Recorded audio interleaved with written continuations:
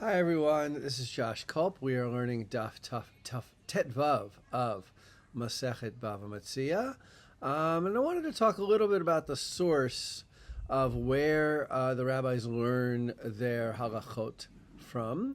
And obviously some of it is from the Torah, some of it is from their own reason, but what we see here in these pages is that sometimes the rabbis are learning halacha from the conventions of the way people around them act, which seems to be quite natural when it comes to laws of business practices. A lot of issues of business practices are not there in the Torah. There is really nothing in the Torah about third parties coming to collect debts and seizing the property of somebody who bought from the debtor, or seizing stolen property that had been sold to a third party. All of the things that we're talking about in these dapim are things that are not found in the Torah. A lot of the material in this Masechet is halachot that are not found in the Torah itself.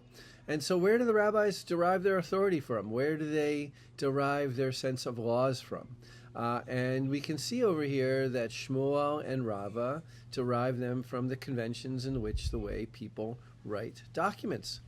In other words, whatever it is that is the way that people act in your place, that is the way that halacha also mandates that people act. So for instance, when Shmuel says that a creditor collects the improvement that a purchaser had made on a piece of land, again, to remind us of the situation, Ruvain owes money to Shimon, okay, and in order to collect, Ruvain, meanwhile, after he went into debt to Shimon, Ruvain sold some property to Levi.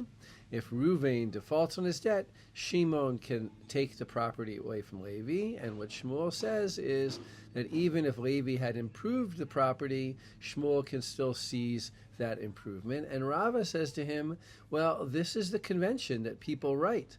When people write documents today, they write, I will basically take care of any problems that you have on this field, and I will compensate them for you, and that's what they write in the shtarot, in the documents that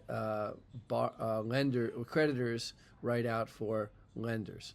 So, or lenders write out for creditors, depending on who's writing the document. So I think it's just interesting to think about the sources of halacha, how the rabbis are basically legislating for their own communities in the midst of larger communities, Persian communities, Babylonian communities, Roman communities, wherever they may live, and trying to mandate for their own communities which of the external laws are applicable to their own community and which of them they may, for whatever reason, reject.